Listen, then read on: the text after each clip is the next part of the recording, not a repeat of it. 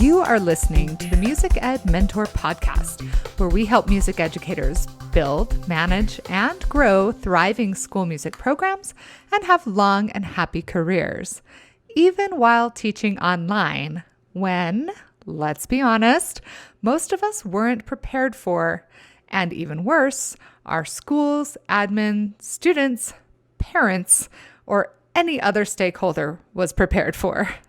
I am Elisa Jansen-Jones, your host for this episode, and I'm sorry, but it's going to be a bit of a lecture instead of an interview.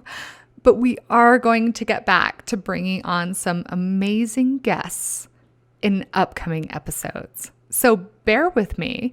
Consider this your personal mentorship opportunity with me. A couple of days before recording this episode, I posted a poll in the Music Educators Creating Online Learning Facebook group. We're more than 40,000 members right now. I asked one small, teeny tiny question. What is your biggest frustration with teaching online right now? I provided a handful of options to get the ball rolling, and I was really impressed with the results. My goal in this episode is to try and offer you a handful of answers and advice, mentorship, let's say, and a whole lot of validation of whatever you are feeling right now, because whether it's frustration or silliness or joy or gratitude or anger or fear or whatever you're feeling, it is validated. So let's walk down this list generated from this poll and see if we can come up with some ways to solution these frustrations, shall we? But first, what can we say about smart music right now? They are doing so much for band, orchestra, choir, and general music teachers right now. You get free access for you and your students through the end of June. Smart music has always been an outstanding tool for simplifying your music teaching, from sight reading to assessments. But now, more than ever, they can give you a way to engage your students in individual practice and assess their progress the whole way. Learn more about how smart music is the ultimate tool for instrumental and vocal music educators teaching remotely. Visit smartmusic.com to learn more and give it a try. Now, let's jump in. Though there were a dozen responses added to those first options I provided in the poll, we're going to focus now on only the top 5 frustrations. In 5th place is the frustration of, quote, missing the real thing. Oh, my friends, I am in the same boat. I desperately miss being with my band, and I can't wait until we can start rehearsals back up again. I also don't know that there's a way to get over this frustration. This is the complaint about one thing, if you really dial it down, and that is the frustration of change. You know, the other day, I found my planner from my senior year of high school, and there was one quote that I kept on the first page where I would see it every day, every class, and it was this: the only thing constant is change. We have a choice when it comes to how we deal with change, and that's the good news. I like to think of it this way. The world is like a river. It's flowing swiftly downhill, and we can stand in its current. If we turn and try to walk up the river, we feel the pressure of the water trying to push and push and push us the direction it's going. So we have a choice. We can fight against this current, or we can turn and join it. The more we fight the change, the more challenging we're making it on ourselves. And that's what this complaint is really about. That's what this frustration is saying. We're focusing too much on the past instead of accepting the change and making the best of it. The Taoist monk Lao Tzu said, "If you are depressed, you're living in the past. If you are anxious, you're living in the future. And if you are at peace, you are living in the present." We can fight against the change. We can miss our ensembles. We can wish that we could turn back the clock and go back to the real thing that we had. We can do this with our thoughts and our emotions, but doing so prevents our actual happiness. Change is the only constant. And right now, it is a very powerful force. But we are also a very powerful force. And you can choose to turn, to go with the flow, to accept that this change is happening, and to do our best with the circumstances we're given. We can live in the present and do what we're doing now.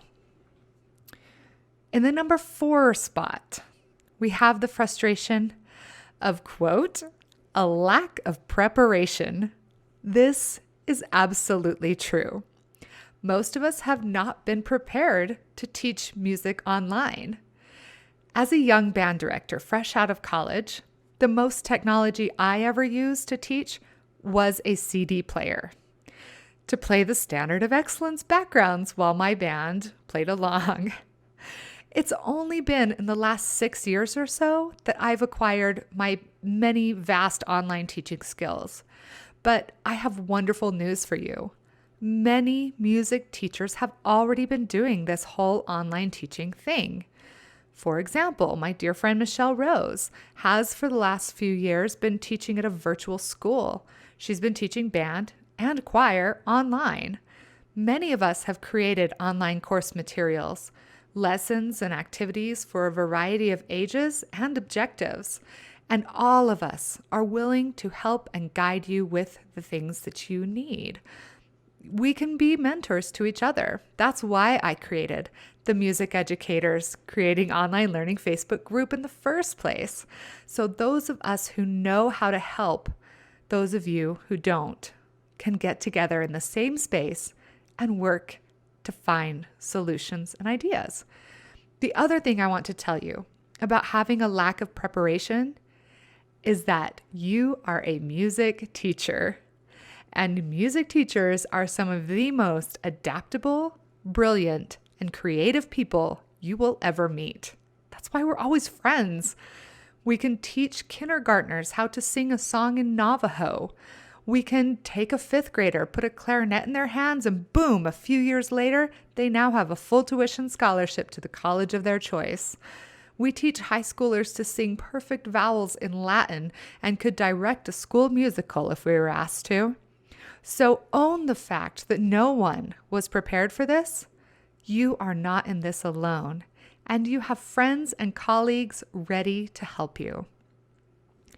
In the number 3 frustration spot, we have this frustration of not being able to connect with our students.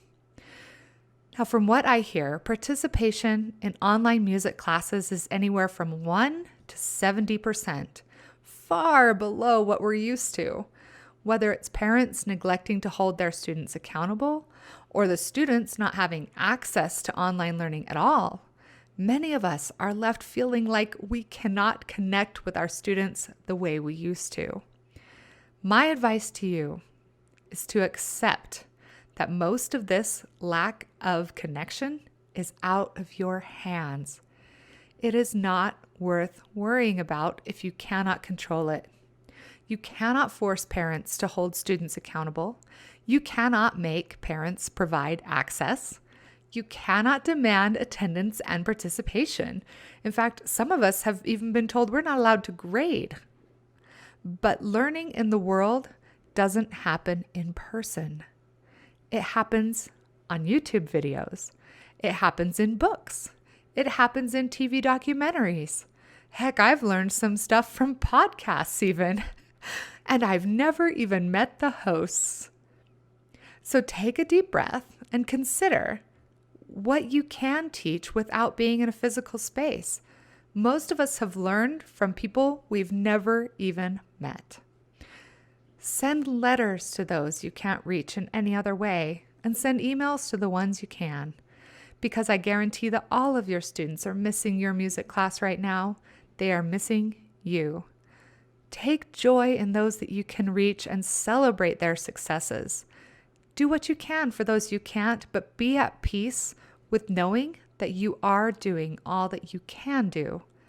Let everything else go. Number 2 on the list is being frustrated in being able to create meaningful activities for ensembles. For years and years, our music education systems have been focused on teaching music through ensemble performance. Band, orchestra, choir. Those have been the options. Sometimes a general music class. There are many advantages to ensembles. Students build camaraderie, they get a great musical experience, a lasting connection to music. But let's look at it this way. Are ensembles the only way for students to learn music? Before we had band, orchestra, or choir in school, there was still music. How did people learn it? Don't even go back that far. What about before the internet? How were we learning music, right? Take that into consideration, that maybe learning music is more about learning music and not always about learning ensemble performance. Take advantage of this fact that your students now have this opportunity to focus on their individual musicianship and to embrace music in their own lives. The number 1 frustration expressed in this poll, and many of the comments as well, is this balance of not doing too little and not doing too much. We want to be able to offer as much for our students now as we ever had when they're in our classrooms. Repertoire, rehearsals, activities, programs, games, like when we had them captive for a couple hours a week. Now we may not have them captive at all. So how do we know what to assign? If it's activities you've never done before on technology, your students maybe haven't learned how to do things on the technology, you'll have no idea how long an actual activity will take.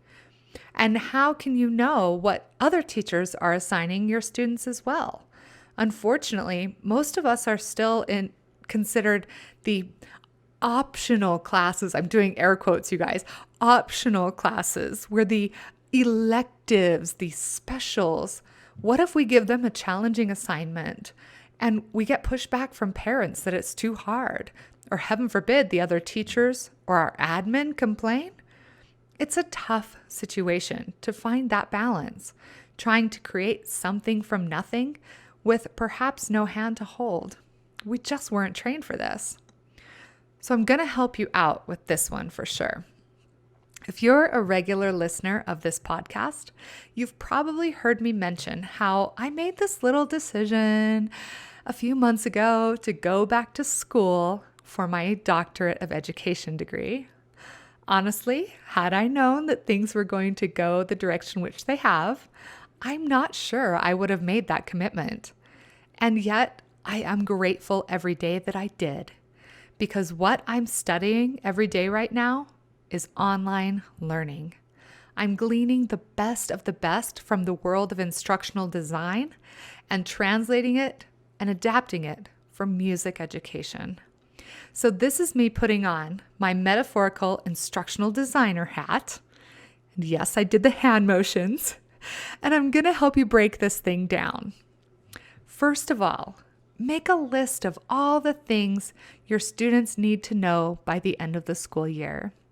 We're going to assume that for most of us, the school year is going to end in about 6 weeks. Make your list class by class and list those objectives. If I'm an elementary music teacher, this might be something like, well, my first graders have been working on notation most of the year, so I want them to be able to write an 8-measure rhythm in 4/4 time using quarter notes, half notes, and quarter rests.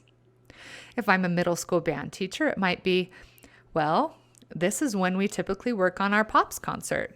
I want them to be able to play these 4 syncopated rhythms that are repeating in this one song we were going to do for our Pops concert and perform these dynamics. If I'm a high school teacher, maybe I want them to be able to take a solo in jazz band or create a vocal arrangement of a folk song. Okay? So do this for each of your classes so that you have a list of those objectives of what you want to have covered. Now, you know what you want them to know. You have to decide how you're going to know that they have accomplished this, right? Recall what I said before about worrying too much about the students you don't have contact with. We're talking just about the students you can reach, right? Also, consider what level you're going to consider as acceptable. If your 6th grade trombone player whips out Baby Shark when you know he can play something more like The Little Mermaid, maybe consider other factors, like effort. Whichever way you go, figure out how you're going to assess what your students have learned. Will it be video? Will it be audio? Will it be written? Will it be a drawing? Will it be a project? The next step is coming up with the activities that will teach them what they need to know to pass these assessments. Maybe for your elementary kiddos, this just means they learn a handful of new singing games. You assess them by having them submit a video or a written assignment where they draw a picture description of them learning the song. Totally depends on the level, right? Then you come up with fun ways for them to learn the songs. Maybe you send them a video where you teach it to them as though you were in the classroom with them. Maybe you use Beanie Babies to demonstrate the singing game. Maybe you use a series of drawings that you've done yourself. Get creative and do what you know your students will love, because doing what you know they'll love will help them feel more encouraged to do it. My daughter is an all-state tuba player. She is amazing, honestly. Is her band director having her play scales and etudes to demonstrate she's learning? No way. He's having her choose the songs, and she has options for how to send them in. This is where we get to do the thing that will help you with this whole am I providing too much or too little question. Give them too much, but don't make it all mandatory. Give them a selection of assignments and assessments and have them pick one or some or all. Grade minimally, but assign maximally. That way your students who excel at music and eat this stuff up and have lots of support at home, they won't be bored. And your students who don't perform as high of a level or have as much support at home can still demonstrate that they are learning. Most of all, relax. I'm sure I've said this on the podcast before, and I'm going to say it now. If you have the option of choosing those objectives for your students, that list of what they need to know by the end of the year, make it this one objective. My students will demonstrate a love of music. That's it. If you can focus on helping them learn to love music in whatever way they can, you're on the right track. Maybe that's demonstrated by playing an instrumental solo, or maybe that's composing a new beat in Band Lab, or maybe it's making up a song on the recorder or singing a duet with a sibling or with themselves. Whatever it is, help them feel connected to music and make it their own. Support them in realizing that their musicality doesn't stop when they walk out of the music room. It's more than just a grade. It's more than an assignment, and it's more than a test or an assessment. They are musical beings, and it is a part of life to play, sing, dance, create, enjoy, and experience music in whatever way they so choose. That's why we say we play an instrument. My friend, we are all experiencing something different right now, and the biggest piece of advice I can give you is this. The recipe for coping, or even for thriving, is a little bit of patience and a big dose of empathy. Whether it is in dealing with a parent who just told you that your class is non-essential, maybe it's an administrator who doesn't understand why you can't just pull together one of those fancy virtual choir videos they keep getting sent. Maybe it's frustration at your own steep learning curve, or another music teacher in a group that lashes out because they just don't understand where you're coming from and why you need help. Have empathy for yourself, for the parents, for the admin, and for your students, and for all of us, because we really are in this together. Yes, I'm an advocate for online learning, at least enough to be working on a doctorate in it, right? But I want you to know this. Online learning is just another tool in your toolbox. Online options can provide greater accessibility to music education. Make this part of your skill set and own it. I also want to give you a chance to continue to improve your classroom skill sets as well, because I truly believe we're going to get back. We're going to get back in the classroom, and everything we will have been through has just made us stronger, better, more capable, adaptable teachers. The International Music Education Summit is happening in just a few weeks. And unlike other conferences that are now moving to presenting online, the International Music Education Summit has always been online for that exact purpose of providing relevant, accessible, professional development to you wherever you are in the world. This year, there's more than 85 sessions to choose from.